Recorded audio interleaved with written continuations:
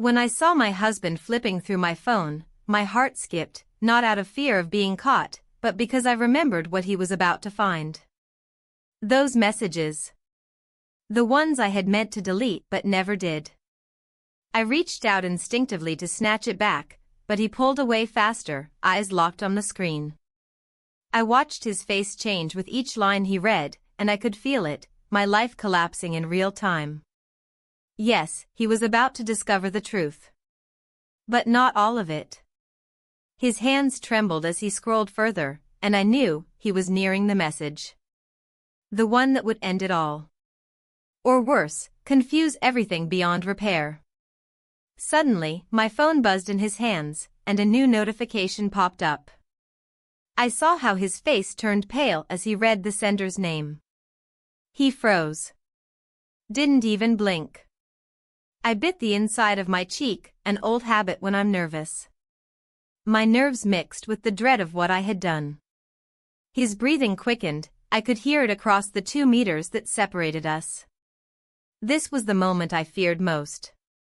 Because 3 months ago, I made a mistake, one that would change everything forever. And now, I didn't know what to do. But let me tell you what really happened. Before I share the secret I've tried so hard to hide for so long, comment below where you're watching from, and tell me, have you ever kept a secret you knew would destroy everything if it ever came out? I didn't set out to betray anyone. In fact, if you had asked me just 6 months ago, I would have said, with full conviction, that I was happy. Not in the over-the-top, movie scene kind of way.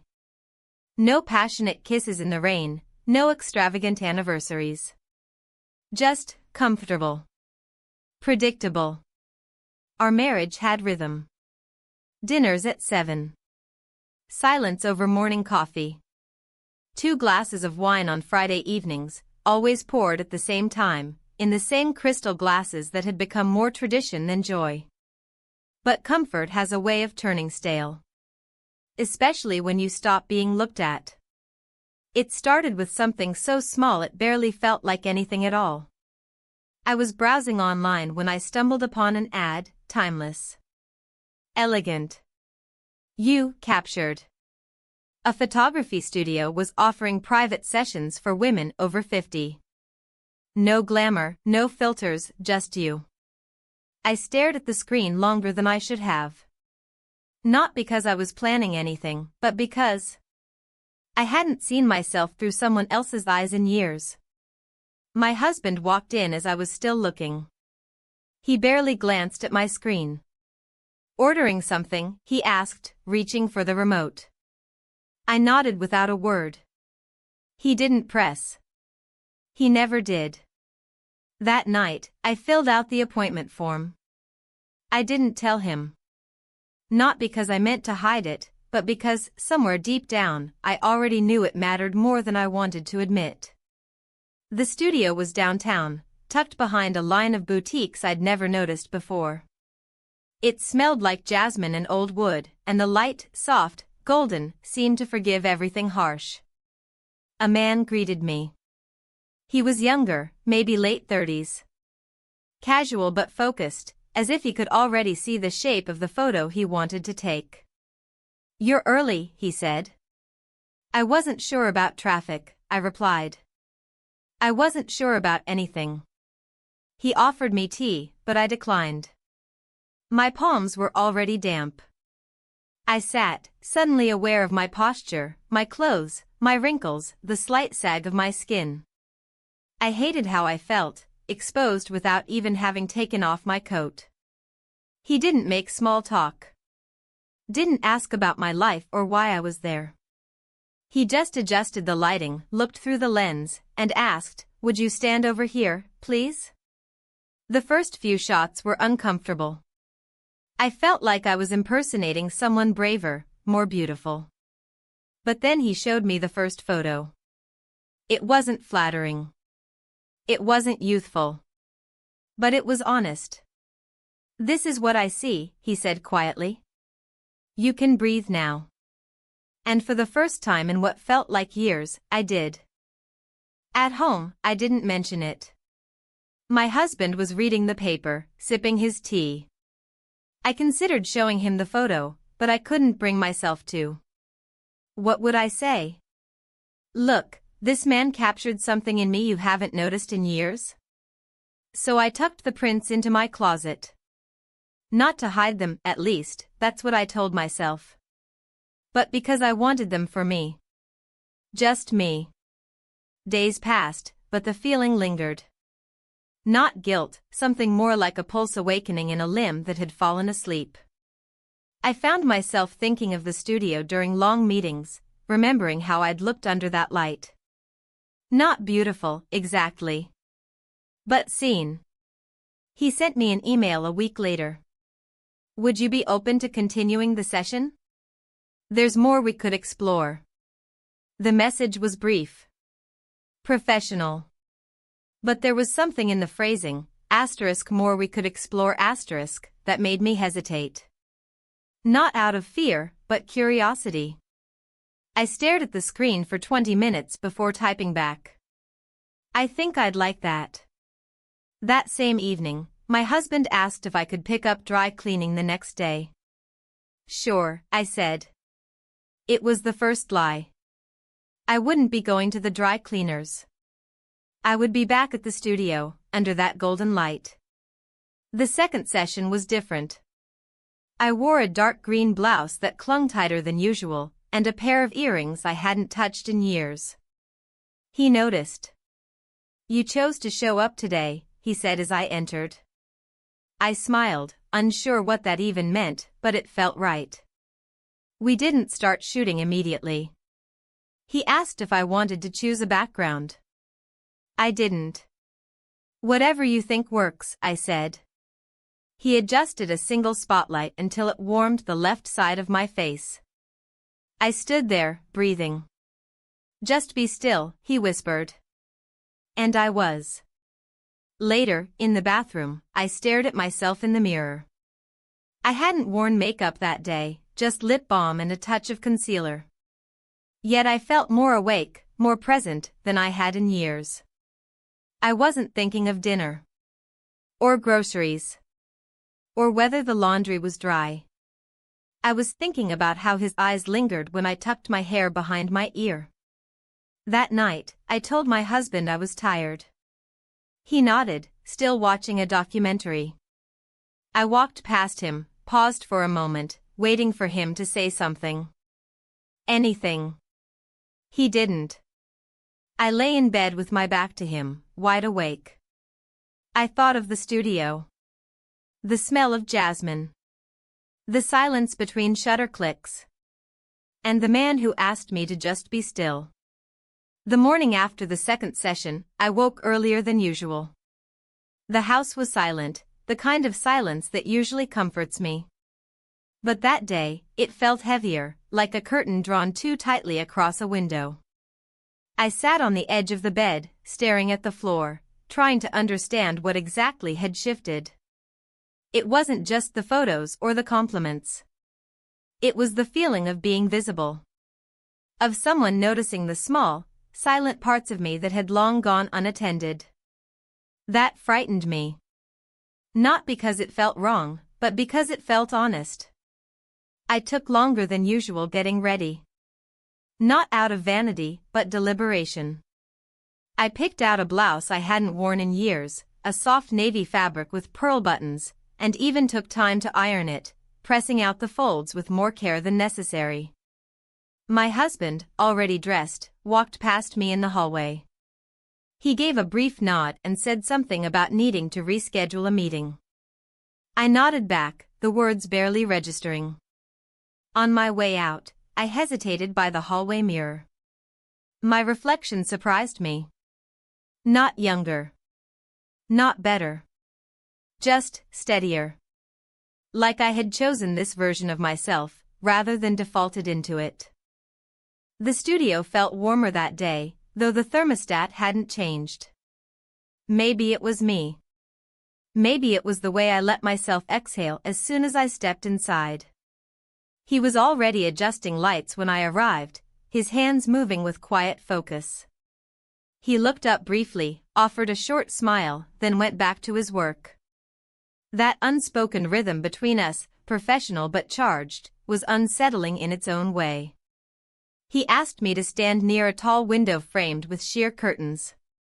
The natural light filtered through like diluted gold, casting soft lines on the wooden floor.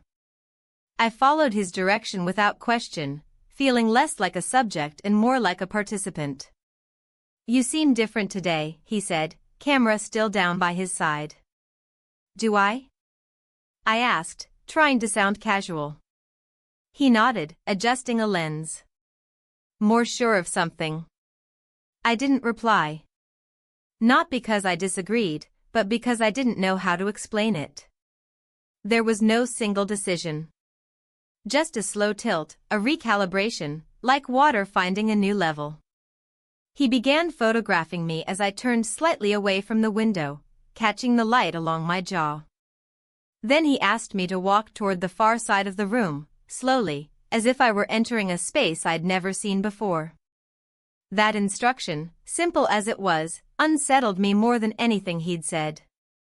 I moved as told, but every step felt like a metaphor I wasn't ready to name. After the session, I sat quietly on the couch while he reviewed the shots on his monitor. He didn't show them to me right away, just nodded slowly to himself, making small adjustments. I watched the way he studied the images, not like a man admiring beauty, but like someone trying to decode a language. Before I left, he handed me an envelope. "These are just for you," he said. I didn't open it until I was home, alone, in the quiet of the kitchen. Inside were 6 photographs, printed on matte paper. Each one was different, but together they told a story. In one, I was mid-step, looking off to the side, unaware. In another, I was standing still, hands clasped loosely, eyes closed. But the one that held me was taken in that moment of transition near the window, light tracing the curve of my cheek, mouth slightly open, not smiling but not sad either. It looked like a woman who had stopped pretending. I stared at that image the longest. I hid the envelope in the bottom drawer of my nightstand, beneath scarves I no longer wore. Not because I was ashamed, but because I wanted to keep it close. That evening, my husband suggested we eat out. He rarely did. Usually, dinner was at home, quiet, predictable. I agreed, surprised but willing. At the restaurant, we talked about logistics, his work, our next dental appointments, a possible trip to visit his sister. At one point, he paused mid-sentence and looked at me. "You look, well," he said. It wasn't a compliment. More like an observation. I smiled politely, but inside, I didn't know how to process it. I wondered if he noticed the new posture, the lifted chin, the quieter strength I hadn't had weeks ago. But he didn't ask any questions beyond that. He never did. In bed that night, I lay awake again. Not from guilt. Not yet. But from the quiet, buzzing awareness that I was changing, even if no one else could see it. Or maybe someone could. Just not the man beside me. I thought about going back to the studio again. Not for more photos, necessarily, but to exist in that space where I felt real. Whole. Still. The next morning, I found myself drafting a message on my phone, fingers hesitant but deliberate. "If there's another time that works for you, I'd like to come again." I didn't send it right away. I stared at the screen for a long time, wondering what exactly I was asking for. Not romance. Not even attention. Just continuity. A space where I could keep rediscovering pieces of myself that I hadn't realized were missing. Eventually, I pressed send. He replied 3 hours later. One line. Tuesday, 10 a.m. Same light. It was all I needed. When Tuesday came, I didn't tell my husband I was going. I said I had errands. He nodded, distracted by his phone. The ease with which I lied unsettled me. Not because it was a betrayal yet, but because it wasn't hard. It should have been harder. On the drive, I noticed small things I never had before. The chipped paint on the overpass. The way morning sunlight hit the windshield in streaks. The song on the radio that reminded me of being 23. It wasn't nostalgia. It was something quieter. A memory of aliveness. As I pulled up to the studio, I caught a glimpse of myself in the rearview mirror. No makeup again. Just a light flush from the heater. But I looked different. Or maybe I just looked. Maybe that was the difference. I stepped out of the car, the cold air pressing against my skin like a reminder. Of what, I wasn't sure. But it felt necessary. Inside, the air still smelled of jasmine. And something else, cedar, maybe. He greeted me with a nod, no words. Just a glance that held something unspoken. The lights were already positioned. The camera already set. But this time, he didn't direct me. He let me move. Slowly, I walked to the center of the room and stood there, facing the lens. He lifted the camera. I didn't pose. I just breathed. Let the moment unfold. The shutter clicked. And I didn't look away. The days following that third session blurred into a soft haze of unfinished thoughts and half-spoken sentences. At home, I moved through routines with the same discipline I always had of folding laundry, making meals, watering the plants in the sunroom, but something was different in the way I occupied space. I wasn't quicker or more efficient. I was quieter, more deliberate. As if I'd become hyper-aware of my own presence, the weight of my steps, the volume of my breath. My husband didn't notice.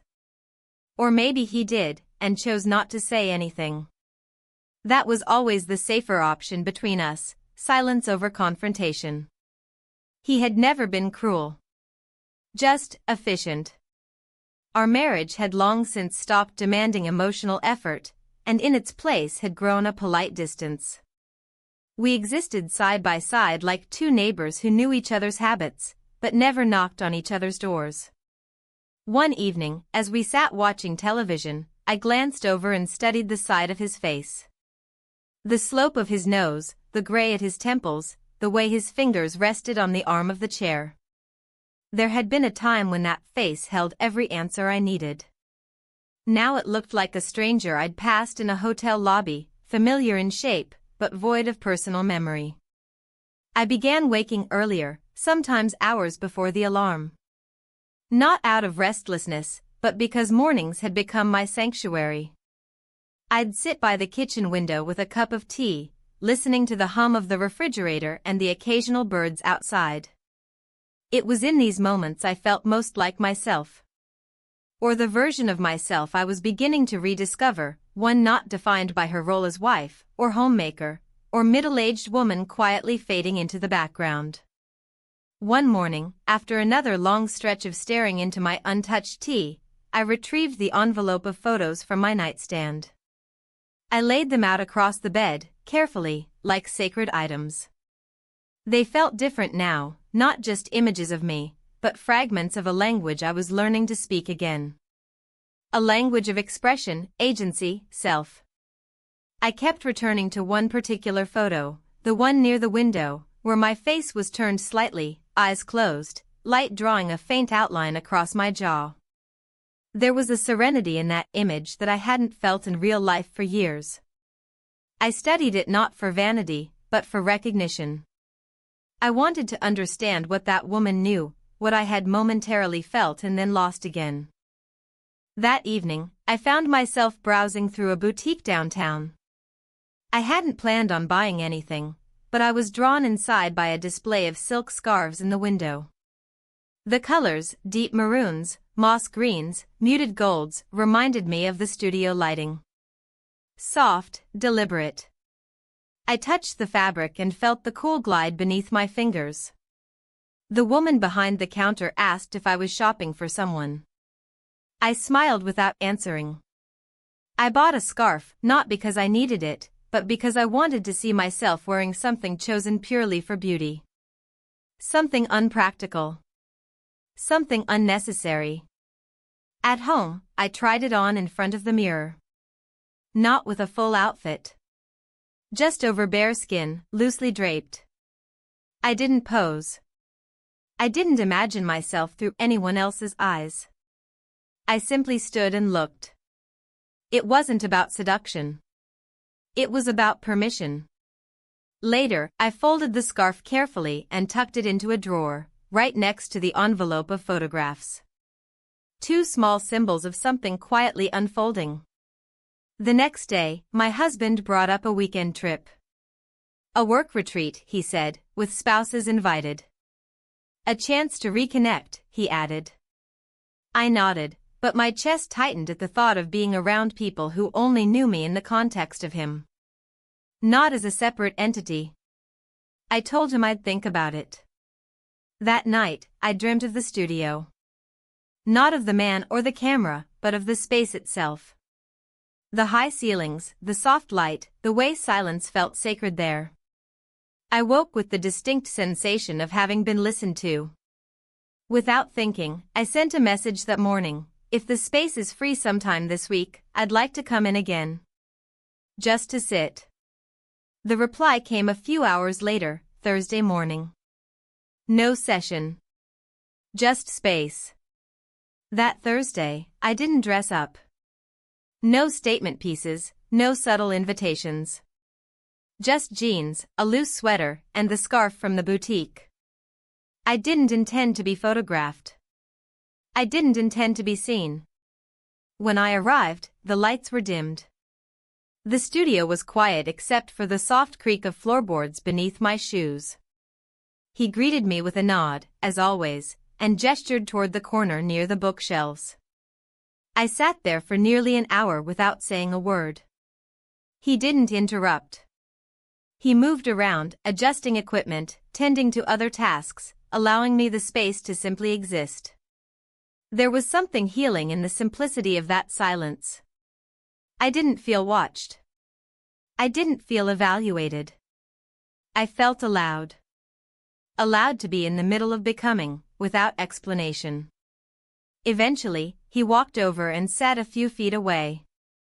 Not facing me. Just beside me. You seem quieter, he said. I'm listening, I replied. To what? I paused. To myself. It's been a while. We didn't speak after that. There was no need. When I left the studio, the wind outside had picked up. The scarf billowed slightly as I stepped into the street.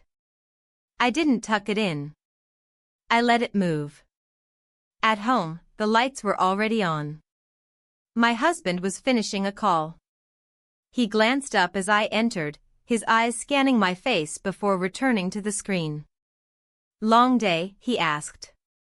Not really, I said. And that was the truth.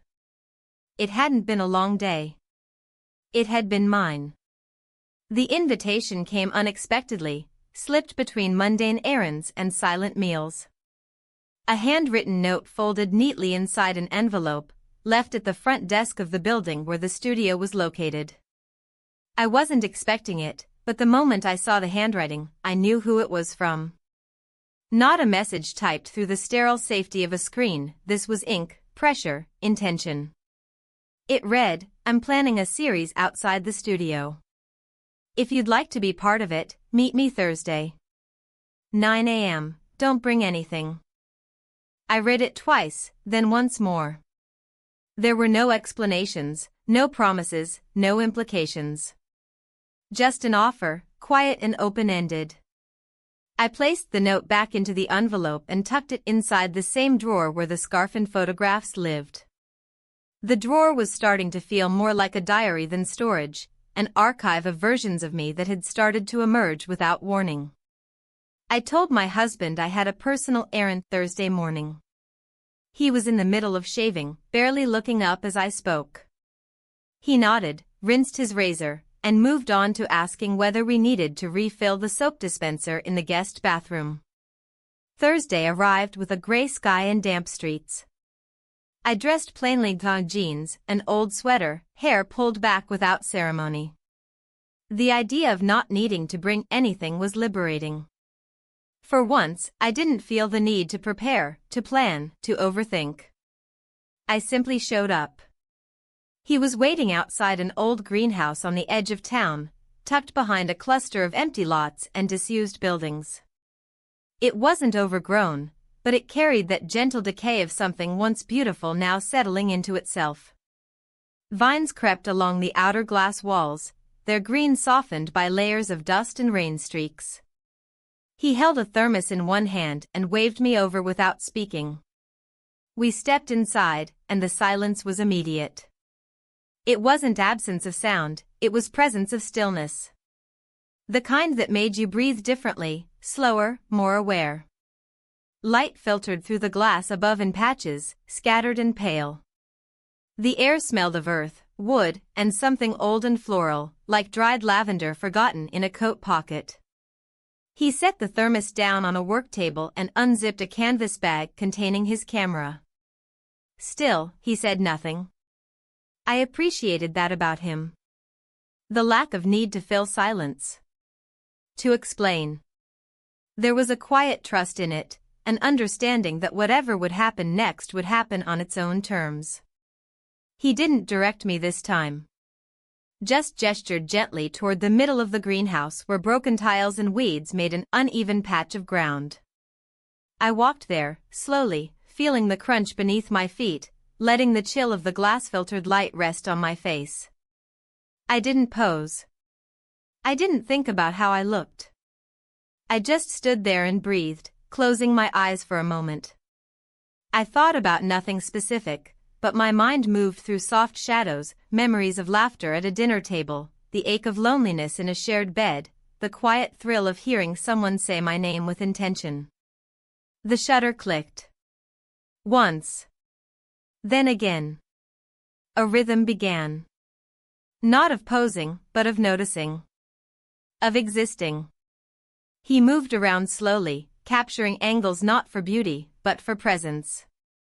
At some point, I knelt down to touch the cracked earth beneath a row of wilted planters. My fingers came away dirty, and I wiped them absently on my jeans. The camera clicked again. Not invasive, observant. When he finally lowered the camera, I didn't ask to see the photos. I didn't need to. I wasn't here for the images anymore. I was here for the act of being part of something without having to earn it. We sat for a while on an old wooden bench inside the greenhouse. The air around us was cool, filled with the soft echo of occasional drops hitting glass. He poured 2 small cups of coffee from the thermos and handed me one. We drank in silence, watching the fog outside settle into the corners of the sky. At one point, he asked if I remembered the first photo he took of me. I nodded. I remembered exactly how I had felt, stiff, uncertain, exposed in a way I hadn't expected. Now, the exposure was different. It wasn't vulnerability, it was clarity. Not knowing what would come next had stopped feeling like fear. It had become a kind of freedom. When I returned home, the house was quiet, as always. My husband was in his office, absorbed in a spreadsheet or email or whatever filled his hours. I walked past the doorway and paused. He didn't look up. I stood there a moment longer, then kept walking. In the bedroom, I opened the drawer again and placed the envelope with the new note inside. I thought about moving the scarves to make room, then decided to leave it slightly overfull. Let it spill a little. Let it grow. That night, I didn't sleep much. I lay awake, eyes tracing the ceiling in the dark, wondering when I had last felt like this, restless not from anxiety, but from awareness. Like my skin was finally catching up with my thoughts. I thought about the greenhouse, about the weight of silence, about the way he hadn't tried to interpret me. I got up quietly before dawn and went to the kitchen. The windows were fogged over with early condensation. I wiped a patch clear and looked out. The world was still half asleep. I stood there for a long time, hands wrapped around a mug I hadn't even filled, listening to the small sounds of the house settling around me. Eventually, I heard footsteps behind me. My husband stood in the doorway, adjusting the sleeve of his robe. He looked at me for a moment, not suspicious, not angry, just curious. The kind of look you give a stranger who seems familiar. "Couldn't sleep?" he asked. I shook my head. "Too many thoughts." He nodded slowly, like he understood. Or pretended to. He walked past me, opened the fridge, and began preparing his breakfast. I turned back to the window, feeling the cold glass beneath my palm. For the first time in a long while, I wasn't afraid of where the thoughts were leading. It began as an invitation wrapped in spontaneity, casual but direct, a message sent early one morning, before I'd even left the warmth of the bed. "There's a place outside the city," it read. "Old train yard. Beautiful light at sunset. Want to help me chase it?" I stared at the words for a long time before answering. Not because I was uncertain, but because I wanted to hold that moment a little longer, the moment where an ordinary day could still go in an unexpected direction. I responded with a simple yes. I didn't mention the trip to my husband.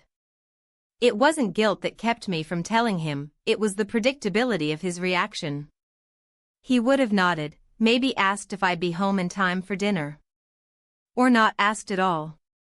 Lately, even the smallest things we did separately felt like parallel lines running further apart with every step. There had been no confrontation, no cruel words. Just quiet drift, a slow fading of interest that neither of us acknowledged aloud. I dressed simply that afternoon, not trying to impress anyone.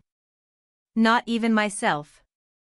A loose button-down shirt, worn jeans, and the same pair of boots I used for gardening.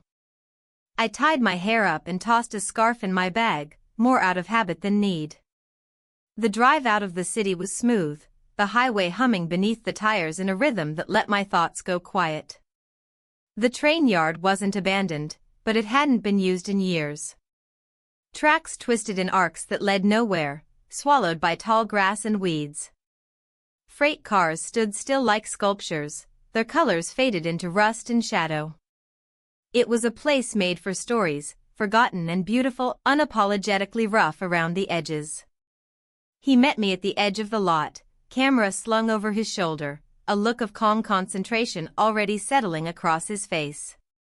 We exchanged only a few words, mostly logistical, where to walk, how long we had before the light changed. There was a comfort now in our silences. Nothing forced.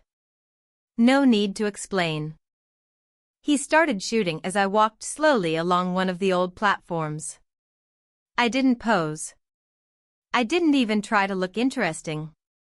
I just moved, feeling the cool air press through my shirt, listening to the soft creak of wood under my steps. He followed with quiet precision, clicking the shutter only when something caught his attention. I never knew what he was seeing, but I trusted it. At one point, I sat down on the edge of a freight car's step, letting my hands rest loosely in my lap. The sun was beginning to drop, painting the sky with long strokes of gold and coral. I turned toward it, eyes half closed, letting the warmth land on my face like something earned. He paused, lowered the camera, and said only 2 words. We kissed. It happened with a kind of inevitability, not born from passion or impulse, but from the slow accumulation of presence. It wasn't a secret or a scandal. It wasn't explosive. It was quiet. 2 people, both fully awake in their own skin, crossing a line that had been drawn not by rules, but by habits long outgrown. When we stepped apart, there was no apology. No promises. Just a shared stillness that felt complete. We stayed there for a while longer, the camera forgotten, the light dimming around us. I walked the length of the platform once more, slower this time, as if grounding myself in the physicality of the place. He didn't take more pictures. He just watched, not with hunger, but with a kind of reverence that unnerved me more than any word could. On the drive home, I expected to feel some weight settle into my chest, regret, confusion, fear. But none came. What I felt instead was an odd clarity. Not joy, not sorrow. Just truth. I had stepped outside the story I'd been living, and I couldn't pretend it hadn't happened. The house was dark when I returned. My husband had left a note on the kitchen counter, made dinner, went to bed. Plates in the oven. I stood there for a long moment, reading it over and over. There was no anger in his words, no suspicion. Just routine, humming along, indifferent to the woman who no longer fit inside it. I didn't eat. I wasn't hungry. Instead, I went upstairs and pulled out the drawer again.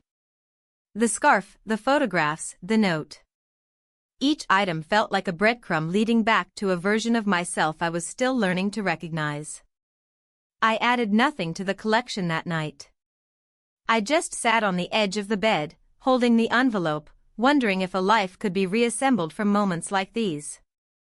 Not blown up, not destroyed. Just shifted, slowly, until it no longer resembled the one I'd agreed to without question. I thought about what it meant to be seen. Not admired, not desired. Seen. For who I was now. Not the younger version I used to be. Not the role I'd performed for decades. But the woman sitting in that freight yard, head tilted toward the setting sun, no longer trying to disappear. Sleep came late. When it did, it wasn't peaceful, but it was real. In the morning, I woke before the alarm again. I watched my husband dress in the half-light, his movements practiced, his tie already looped and ready. He glanced in the mirror once, then turned toward me. "You're up early," he said. I nodded, unsure what else to say. "You all right?" he asked. It was the kind of question people ask out of habit, not expectation. But for a second, I almost believed he meant it. "Yes," I said quietly. "Just thinking." He nodded and left the room. I stayed in bed a while longer, staring at the ceiling, wondering if that was the first time he'd looked me in the eyes all week. The kettle whistled downstairs. Another day beginning, predictable as clockwork. But I knew something had shifted. And it wasn't going back. The silence between us thickened over the next few days, but not because anything had been said or done to provoke it. In truth, it was the kind of silence that grows not from conflict, but from accumulation, a collection of small moments where things could have been acknowledged but weren't. My husband and I continued to move through our routines with the same practiced ease as always, but something beneath the surface had shifted. It was no longer just absence I felt. It was distance. A widening space between two people who had once known each other deeply, and now shared only calendars and chores. I began to notice the way he avoided looking directly at me. How his eyes settled just past my shoulder when we spoke, or how they remained glued to the television even when I entered the room.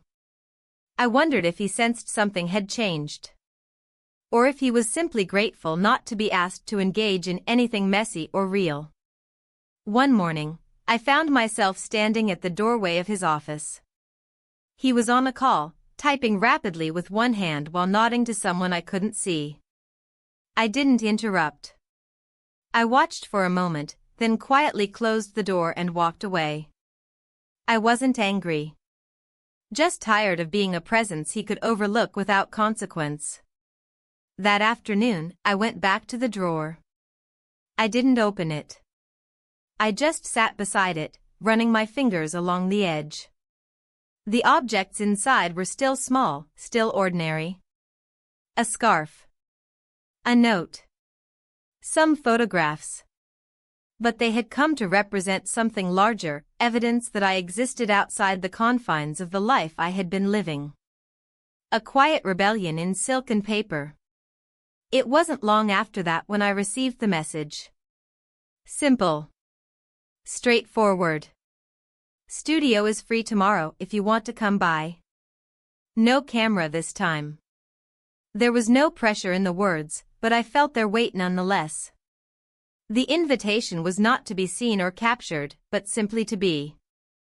To occupy space without expectation. The next day, I arrived at the studio just before noon. The building was quiet, and the city outside seemed to blur at the edges, as if it were moving just slightly out of sync with the rest of the world. Inside, the light was low and golden, softened by the linen curtains that had been drawn partway across the windows. The air smelled faintly of lavender and dust. He greeted me with a small nod, and I returned it without speaking. We understood each other in these moments, not through words, but through mutual respect for silence. He motioned toward a stool near the window, and I sat, letting the quiet wrap around me like a shawl. He didn't ask questions. He didn't press. He simply took a seat across the room and let the stillness grow. After a while, he stood and walked to the shelves lining the far wall. He pulled out a box and placed it on the table. I recognized it immediately, prints. Not mine. Others. Faces I didn't know. Women and men captured in moments of truth, stillness, vulnerability. He flipped through them slowly, occasionally turning one around so I could see. They weren't polished. They weren't perfect. But they were alive. I watched him handle the images with reverence. Each photograph was treated not as a product, but as a fragment of someone's story. He didn't narrate or explain. He simply shared. At one point, I reached for a print and held it in my hands. The woman in the image was older than me, her face lined and serious, her eyes locked on something outside the frame. There was something arresting about her gaze. Not because it was defiant, but because it was unflinching. She looked like someone who had stopped trying to shrink herself to fit into other people's expectations. I studied the photograph for a long moment, then placed it back in the box. You capture people when they forget to guard themselves, I said quietly. He nodded. That's when they're most real. I didn't speak again for a while. I didn't need to. Later, we made tea in the small kitchenette. The ritual of it felt grounding, the boiling water, the clink of ceramic cups, the faint aroma of chamomile. We sipped in silence, watching the dust swirl in the sunlight that now poured across the wooden floor. I've been thinking about change, I said, setting my cup down gently. He raised an eyebrow, but said nothing. Not the kind that announces itself, I continued. The kind that creeps in slowly, through the back door. You don't notice it until one day you look in the mirror and realize you've already crossed a line you didn't know you were approaching. He nodded again, and I could tell he understood. That evening, I returned home to a quiet house. My husband's car was in the driveway, and the lights were on, but the space felt uninhabited in the way places do when energy has long since drained from them. I walked through the rooms slowly, as if seeing them for the first time. The neatly arranged books. The carefully folded blankets. The dining table with its polished surface and 4 identical chairs. I opened the drawer in the bedroom and added a new item, an empty tea bag, carefully dried and folded. It wasn't symbolic in any obvious way. But to me, it marked another day I had stepped outside the narrative I'd been given and made a choice. However small. As I changed into my night clothes, I caught a glimpse of myself in the mirror.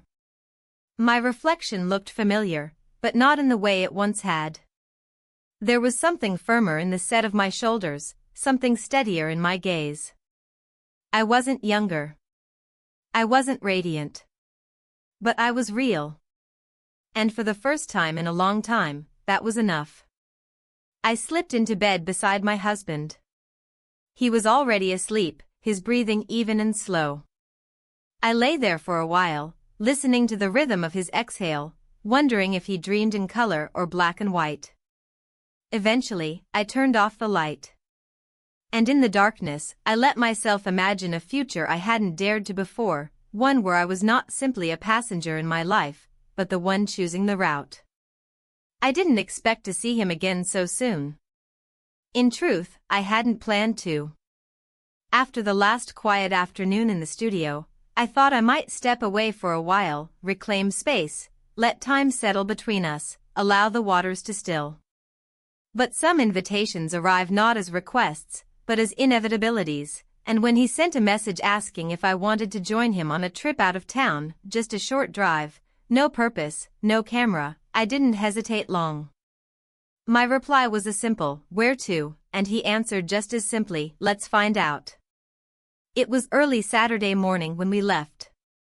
The sky was overcast, the kind of soft gray that makes everything feel a little quieter, a little more inward. I didn't pack a bag, just brought my scarf and a book I knew I wouldn't read. He picked me up in a borrowed car, the windows still foggy from the morning chill. We didn't speak much during the drive. The silence between us had grown familiar now, not heavy or strained, but companionable. He played instrumental music from the stereo, and I watched the city shrink behind us, replaced by stretches of open road and low hills dipped in mist.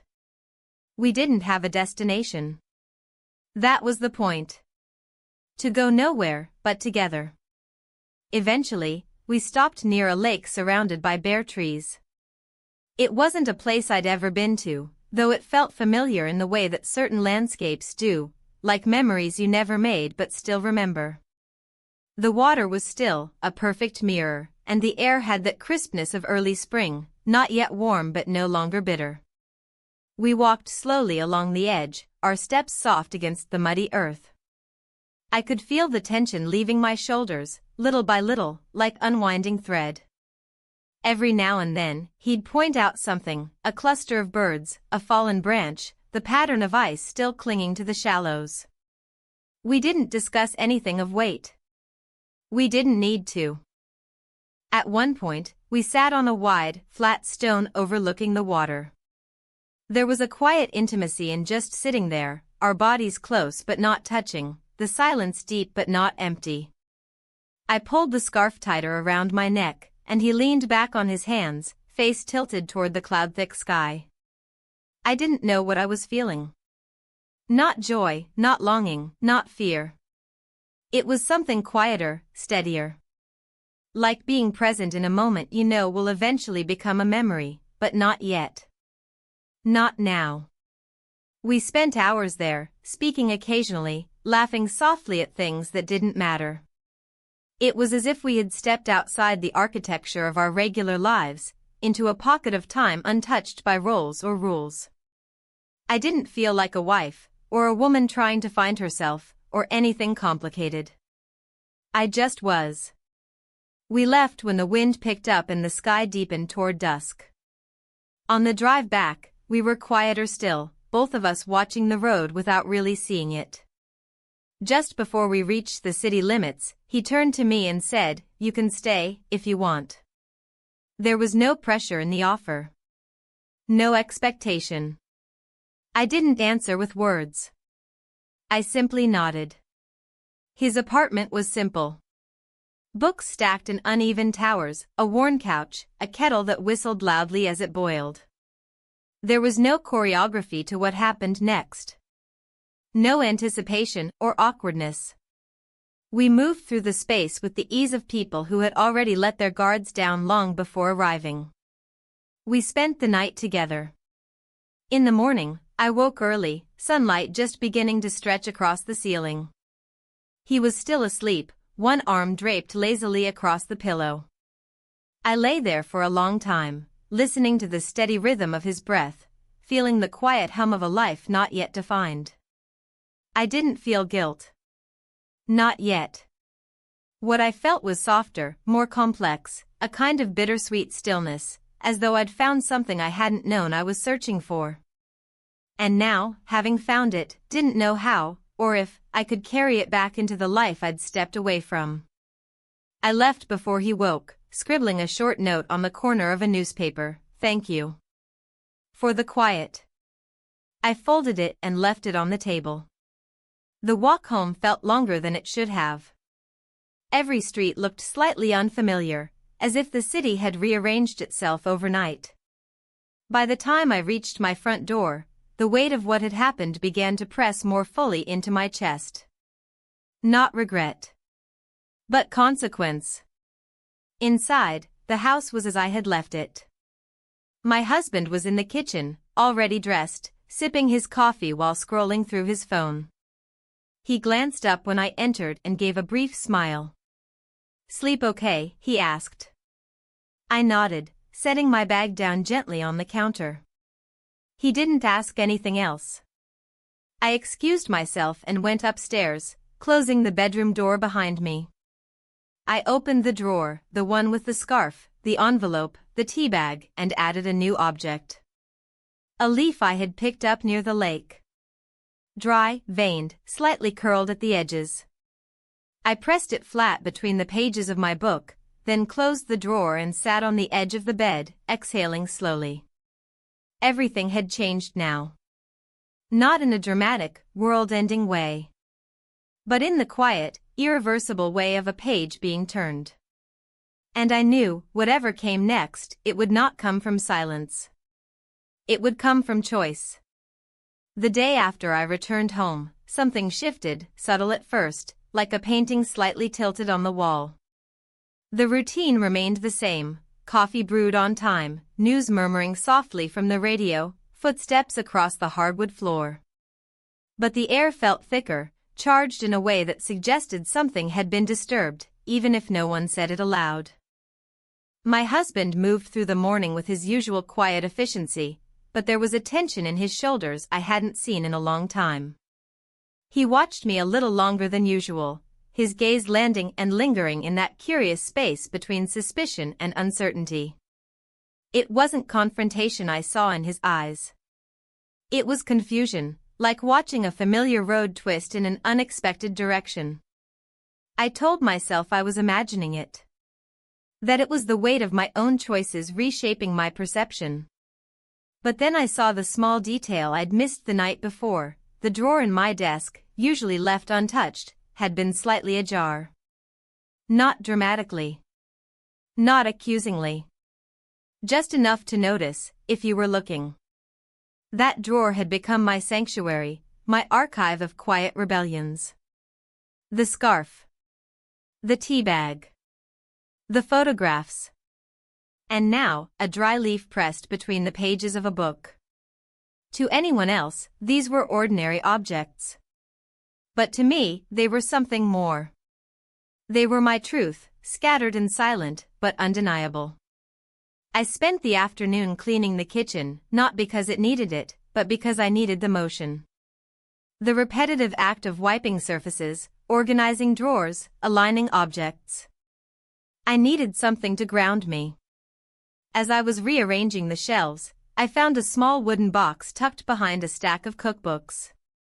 Inside were old photos of vacations, family dinners, candid moments I barely remembered being in.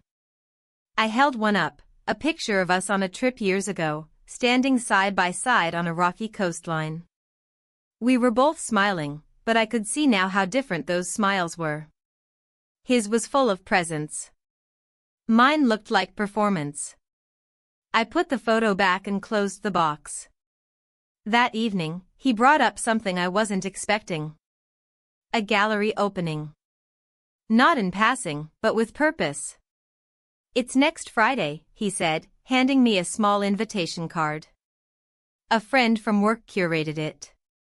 Contemporary portraits. "I thought you might be interested." I turned the card in my hands. Minimalist design, black font on cream paper. The name of the gallery struck a familiar chord, but I couldn't place it at first. Then I saw it, one of the featured names printed at the bottom. It was his. My breath caught for a moment, though I kept my face composed. He watched me carefully, not with accusation, but with a kind of quiet study. "You've mentioned being interested in photography again," he said. Might be a nice change of scenery. I nodded, unsure of what else to do. Sounds interesting. He said nothing more. The conversation ended there, like a bookmark placed without turning the page. That night, I sat alone in the living room, the invitation resting on the table beside me. I couldn't tell if it was a coincidence or something else entirely. Had he seen more than I thought? Had he gone through my things? Or was this just an invitation, no subtext at all? The ambiguity left me unsettled. I stared at the ceiling for a long time, tracing the cracks in the paint, letting my mind wander in slow, anxious loops. The following days passed with a strange blend of normalcy and suspense. He didn't mention the gallery again, but he also didn't seem to forget. I caught him glancing at me more often, as if searching for something behind my eyes. I didn't offer explanations. I didn't confess. I waited. When Friday came, I dressed with more care than usual. Nothing dramatic, simple black pants, a soft blouse, hair pinned back just enough to feel deliberate. I slipped the scarf around my neck, the one I'd worn so many times now it had begun to feel like a second skin. He met me at the door, ready and composed. We drove in silence. The city passed by in a blur of evening lights and damp sidewalks. The gallery was in a converted industrial space, brick walls, exposed beams, high ceilings. Inside, the crowd murmured softly, the clink of glasses and polite laughter echoing beneath the ambient music. We walked through the first few rooms together, admiring abstract works and minimalist installations. Then we reached the portrait section. I saw it before I registered it, a large photograph, framed in black, lit by a single spotlight. It was me. Not posed. Not styled. Just me, seated by a window, scarf draped over one shoulder, eyes half closed, mouth neutral. The light captured the fine lines of my face, the texture of my skin, the curve of my jaw. It wasn't flattering. But it was real. And below it, a small plaque. Study in stillness. Untitled. He stopped beside me, hands folded behind his back. He didn't look at me. Just stared at the photograph. "That's you," he said, after a long pause. I nodded slowly. "Did you know?" I turned toward him, meeting his eyes for the first time in what felt like weeks. "No," I said. "Not like this." He didn't reply. The silence between us was no longer comfortable. It was thick with implication. We finished the exhibit in quiet, our steps slower, our movements less synchronized. On the way home, he didn't turn on the radio. I watched the reflection of the city lights ripple across the windshield, wondering what would happen next. Whether this was the moment everything cracked open, or whether we would continue to pretend. When we got home, he went straight upstairs without a word. I stood in the kitchen for a long time, staring at the countertop. The silence of the house now felt different, no longer peaceful, but expectant. Like something just outside the frame, waiting to be acknowledged. I opened the drawer. I took everything out. One by one. The scarf. The envelope. The photographs. The tea bag. The leaf. I laid them on the bed, side by side. Then I stood and looked at them, not as keepsakes, but as confessions. This was my life now, fragmented, unspoken, and finally seen. And I knew, with an ache I hadn't been ready to name until now, that whatever came next would not be a return. It would be a reckoning. The morning after the gallery, the house was silent in a different way. Not the usual stillness that came from routine and predictability, but the kind that settles after something has been exposed, like dust in the air after a window has been thrown open too quickly. The photograph had changed something between us, though we hadn't said anything explicitly. The image hung like an unspoken word between us, stretching itself across the kitchen table, the hallway, the spaces where our eyes used to meet. He moved through the morning carefully, deliberately, as if aware that every gesture now held weight. I watched him stir his coffee longer than necessary, his gaze fixed somewhere in the center of the cup. He didn't ask about the photograph. He didn't ask how it had come to be, or who had taken it. But the silence was not ignorance. It was calculation. He knew. I didn't offer explanations. I didn't speak unless spoken to, and even then, only with the briefest replies. We moved like two people carefully stepping around a crack in the floor, unsure if it would hold. There was no fight, no confrontation. Just distance, growing wider by the hour. Later that afternoon, I went into the bedroom and stood before the drawer again. I opened it slowly and looked at the objects inside, now no longer just symbols of discovery, but markers of a fracture I could no longer ignore. I didn't touch them. I just looked, as if trying to measure the weight of everything I had kept hidden, not only from him but from myself. That evening, he came home later than usual.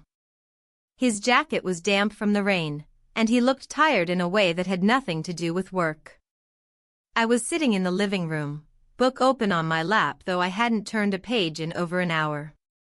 He paused in the doorway as if debating whether or not to enter.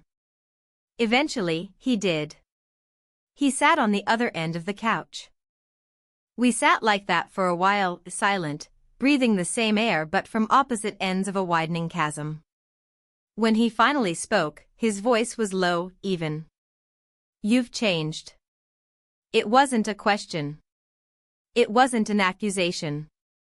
It was an observation, quiet and certain.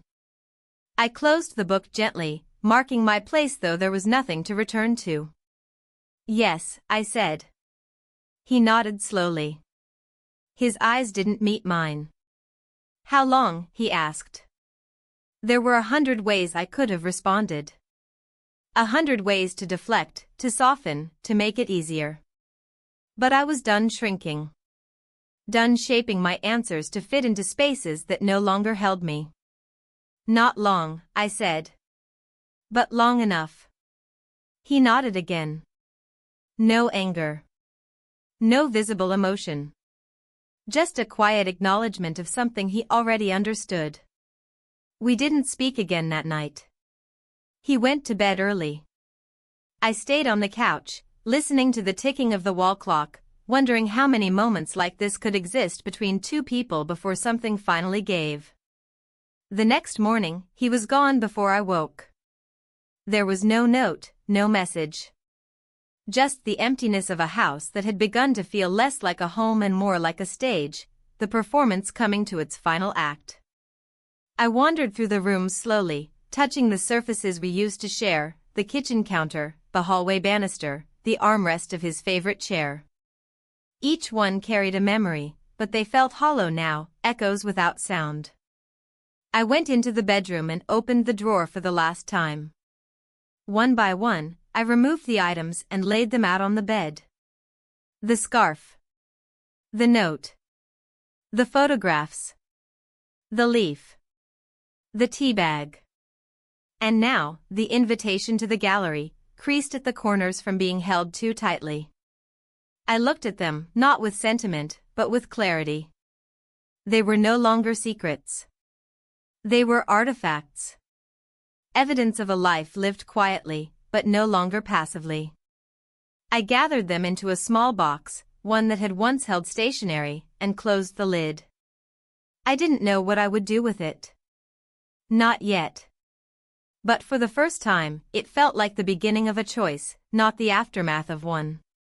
That afternoon, I walked to the studio. I hadn't told him I was coming. I wasn't even sure he would be there. But something in me needed to return, not to him, necessarily, but to the space. To the light. To the version of myself that had begun to emerge within those walls. The door was open. Inside, the room was quiet, sun filtering in through the high windows, casting long shadows across the floor. He was there, standing by the window, adjusting the curtains. When he saw me, he paused. He didn't smile. He didn't speak. He just waited. I stepped inside, closing the door softly behind me. I saw it, I said. He nodded. It wasn't meant for public view, he said. It was never part of the exhibit. Someone else added it. I believed him. It didn't matter. What mattered was that it had been seen, and that it had said something no conversation ever could. I sat down on the edge of the old couch near the window. I didn't come for answers, I said. I just needed to be somewhere that doesn't ask me to be anything I'm not. He nodded again. The silence between us settled into something less sharp. Something closer to peace. We didn't talk much after that. We sat in the light, the dust spinning lazily in the air, the room holding us in quiet understanding. When I left, the air outside had warmed. Spring was beginning to press against the corners of the day, slow but insistent. I walked home with steady steps. The box was waiting on the kitchen counter. I didn't hide it. Whatever happened next, I would no longer pretend. Not with him. Not with myself. Not anymore. Spring arrived in full, but it did so quietly. There was no sudden bloom, no dramatic shift in temperature, just the subtle softening of air, the change in the angle of sunlight, the way the morning breeze carried something green and alive. I noticed it not with celebration, but with a kind of steady observation, like someone watching the tide roll in from a safe distance. My husband was still living in the house, but we had drifted into an unspoken agreement of separation. We shared space, but not conversation. Meals were taken in silence or separately. The bedroom was no longer shared. Nothing had been said aloud, no declarations, no ultimatums.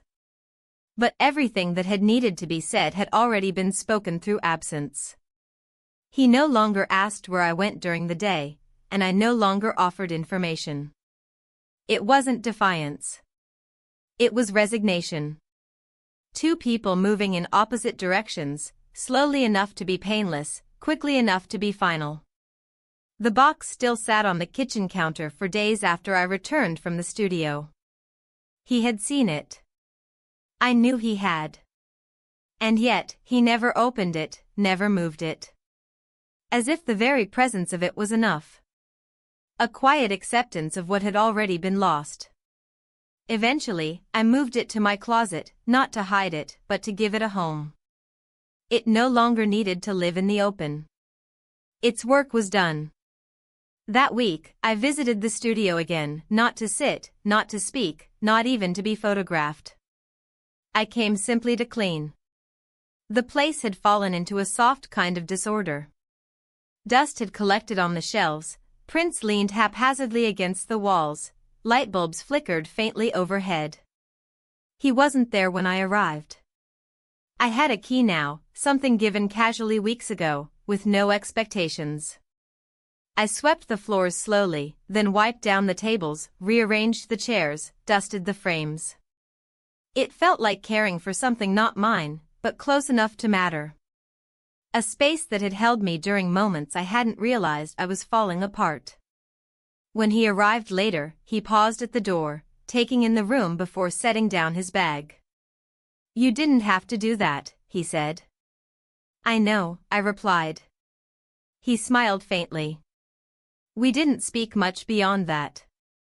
The following day, I received an email from a small local gallery. They were planning a retrospective exhibit on the theme of identity in transition and had seen the portrait from the earlier gallery showing. They asked if I would be willing to allow the piece to be featured as the centerpiece, along with a written statement from the subject. They wanted the woman in the photograph to speak for herself. I stared at the email for a long time.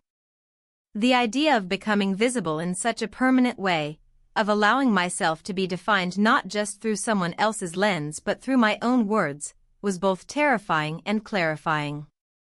For years, I had existed as a background figure. A role. A title. Now, someone wanted me to step forward. I said yes. Writing the statement took longer than I expected. Every time I tried to describe what the photograph meant, what I had felt in that moment of being captured, the words slipped through my fingers. I wasn't trying to justify anything. I wasn't trying to explain. I just wanted to be honest. In the end, I wrote this. This photograph is not about beauty. It is not about art. It is about presence. It is the first time I saw myself not as a wife, or a mother, or a woman growing older, but as a person fully inhabiting her own skin. I do not regret the life I lived before this moment. But I am no longer willing to disappear into it. I submitted the statement and didn't look back. The exhibit opened 2 weeks later. I didn't invite anyone. Not my husband. Not friends. Not even him. I went alone, arriving early, before the room had filled with voices and interpretations. The photograph was hung in the center of the room. No title. Just the image, and my words printed beside it. I stood across from it, watching as strangers came and went, their eyes scanning the piece, their heads tilting in thought. Some whispered. Some pointed. A few stood silently, hands folded across their chests, as if in quiet respect. I didn't feel pride, exactly. I didn't feel shame. What I felt was alignment. As if, for the first time in a very long time, the internal had met the external, and nothing was pretending anymore. Later, as I walked home through streets that smelled of rain and late blossoms, I passed by the cafe where we used to go on weekends, years ago, when time still felt like something we had plenty of. I didn't stop. I just let the memory pass, soft and unresisting. When I arrived home, the lights were off. My husband's car was gone. A note sat on the dining table. Not dramatic. Not emotional. Just practical. I've moved into the apartment for now. Let me know how you want to handle the next steps. There was no anger in the handwriting. Just closure. I sat down at the table and looked at the note for a long time. I didn't cry. I didn't panic. I simply folded the paper once, then twice, and placed it in a drawer by the sink. That night, I slept alone in the bedroom. But not in absence. In space. In silence that finally felt like mine. The next morning, I opened all the windows. The house filled with light.